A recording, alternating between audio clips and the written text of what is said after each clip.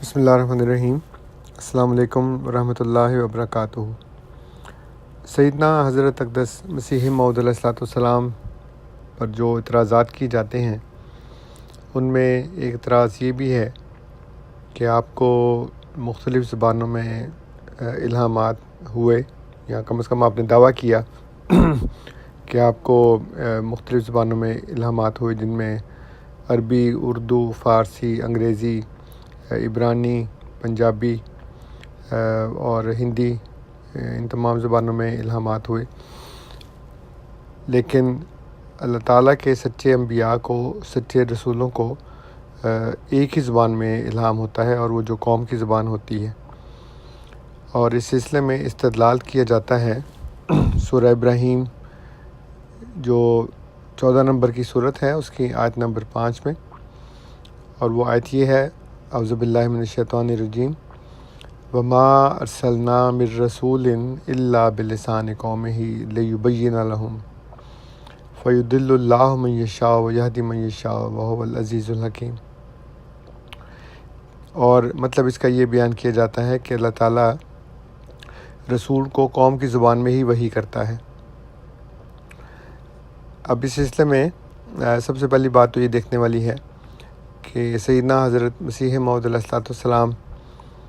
ہندوستان میں مبعوث ہوئے، اور وہاں پہ ان تمام زبانوں کے بولنے والے لوگ رہتے تھے، اور ان تمام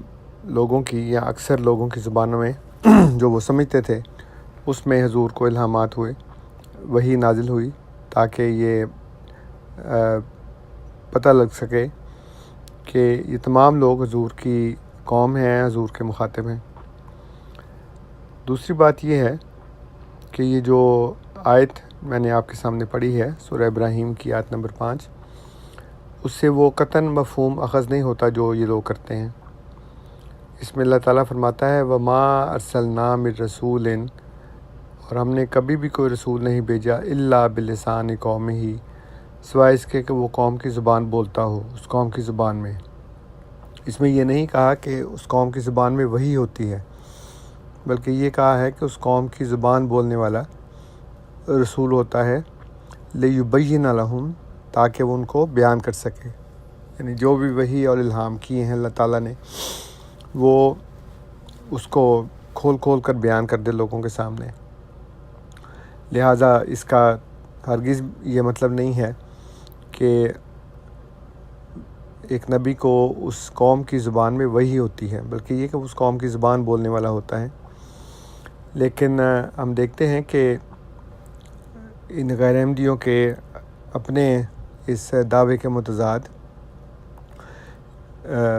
تفسیر در منصور میں، الدر المنصور فی تفسیر بالماسور، علامہ جلال الدین سیوطی رحمہ اللہ تعالیٰ اپنی اس تفسیر میں سورہ الاعراف کی آیت نمبر 143 میں فرماتے ہیں، اور یہ عربی زبان میں جو ہے وہ اس کا 6واں والیوم ہے،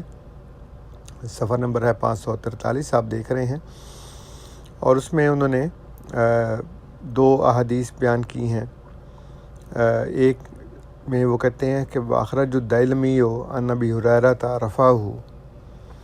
لما خرج اخی موسیٰ الی مناجات ربہ کلمہ الف کلمۃ ومئۃ کلمۃ فاول ما کلمہ بالبریہ۔ اور دوسری حدیث روایت میں وہ یہ کہتے ہیں کہ وَأَخْرَجَ ابن ابی حاتم عن ابن عجلان قال کلم اللہ موسیٰ بألسنۃ کلہا وکان فیما کلمہ لسان البربر فقال کلمتہ بالبریۃ انا اللہ الکبیر۔ اور اس کا ترجمہ یہ ہے کہ امام دیلمی رحمہ اللہ نے حضرت ابو ہریرہ رضی اللہ عنہ سے مرفوع روایت بیان کی ہے، جب میرے بھائی موسیٰ علیہ السلام اپنے رب سے ہم کلام ہونے کے لیے نکلے تو اللہ تعالیٰ نے آپ کے ساتھ 1200 کلمات کے ساتھ گفتگو فرمائی۔ سب سے پہلے اللہ تعالیٰ نے بربری زبان میں آپ سے گفتگو فرمائی، اور پھر دوسری روایت بیان کرتے ہیں کہ امام ابن ابی حاتم نے ابن عجلان سے یہ قول بیان کیا ہے کہ اللہ تعالیٰ نے موسیٰ علیہ السلام کے ساتھ تمام زبانوں میں کلام فرمایا، اور ان میں سے ایک بربر کی زبان ہے۔ فرمایا میں نے بربری زبان میں موسیٰ علیہ السلام سے یہ کلام کی ان اللہ الکبیر۔ تو اب یہ دیکھ لیں کہ اول تو یہ کوئی معیار نہیں ہے، اور دوسری بات یہ کہ خود ان کے اپنے علماء کی کتب میں یہ بات موجود ہے کہ اللہ تعالیٰ نے حضرت موسیٰ علیہ السلام سے 1200 کلمات کے ساتھ اور تمام زبانوں میں ان کے ساتھ گفتگو فرمائی۔ لہٰذا یہ اعتراض جو ہے وہ محض ان کی لا علمی اور ناواقفیت کی بنیاد پر ہے، اور حضرت مسیح موعود علیہ الصلوۃ والسلام کی عالمگیر بعثت کا ایک نشان ہے کہ آپ کو محض ایک ہی زبان میں وحی نہیں ہوئی، بلکہ ان تمام زبانوں میں جو اس وقت ہندوستان میں رائج تھیں اور وہ سمجھی جاتی تھیں، ان میں اللہ تعالیٰ نے آپ کو وحی اور الہامات سے سرفراز فرمایا۔ اللہم صلی علی محمد وعلی آل محمد وبارک وسلم انک حمید مجید۔